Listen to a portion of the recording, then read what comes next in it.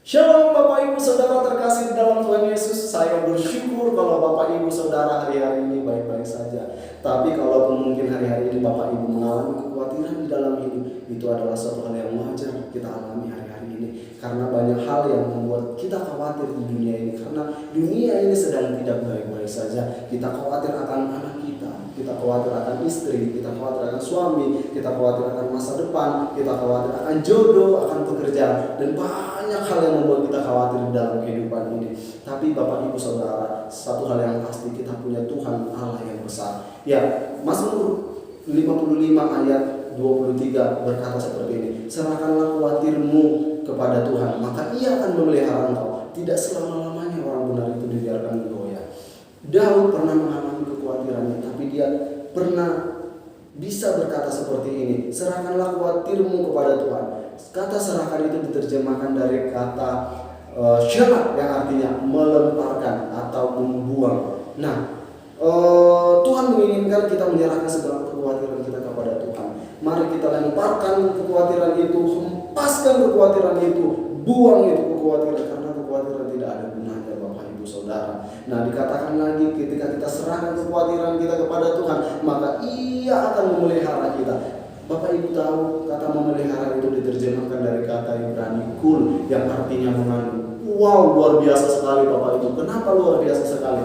Bayangkan seorang ibu mengandung seorang anak 9 bulan, memastikan anak ini lahir dengan sehat, memastikan anak ini dengan kebutuhannya supaya anak ini lahir baik-baik saja, bahkan bertaruh nyawa melahirkan anak ini.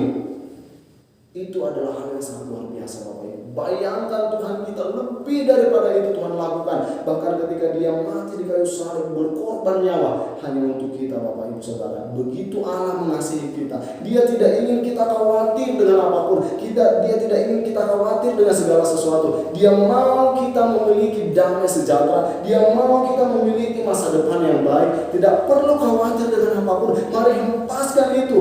Tuhan berkata mungkin seperti ini, kalau saya ibaratkan Bapak, ini aku Tuhanmu, serahkan kekhawatiranmu itu kepada aku. Mungkin Tuhan berkata seperti itu sekarang kepada Bapak Ibu Saudara. Jadi tidak perlu khawatir. Tapi satu hal yang perlu kita tahu Bapak Ibu Saudara, dikatakan di selanjutnya dia berkata seperti ini, tidak selama-lamanya orang benar itu dibiarkan goyah.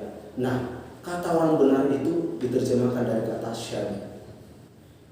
Kata syadik ini sendiri memiliki pengertian jalan lurus, orang yang tidak menyimpang ke kanan dan ke kiri, orang yang berperilaku baik, orang yang religius, orang yang saleh, orang yang berperilaku benar di hadapan Tuhan. Artinya apa? Orang yang melakukan kebenaran firman Tuhan, orang yang sejalan dengan apa yang Tuhan mau, orang yang tidak menyimpang ke kanan atau ke kiri, orang yang menjaga kekudusannya dan tidak berkompromi dengan dosa. Nah, hal inilah yang perlu kita pegang. Maka ketika kita mengalami kekhawatiran di dalam hidup kita serahkan itu kepada Tuhan, maka Tuhan akan memelihara kita dengan kasih setia yang luar biasa. Tuhan mau kepada Bapak Ibu, Tuhan mau supaya Bapak Ibu menyerahkan kekhawatiran itu kepada Dia, karena Tuhan sangat mengasihi Bapak Ibu. Tuhan mau supaya Bapak Ibu memiliki masa depan yang cerah. Tuhan mau supaya Bapak Ibu memiliki damai sejahtera. Ketika kita menyerahkan kekhawatiran kita itu,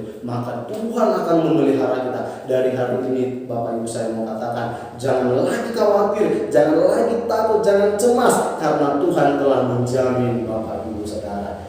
Terima kasih, Tuhan Yesus memberkati.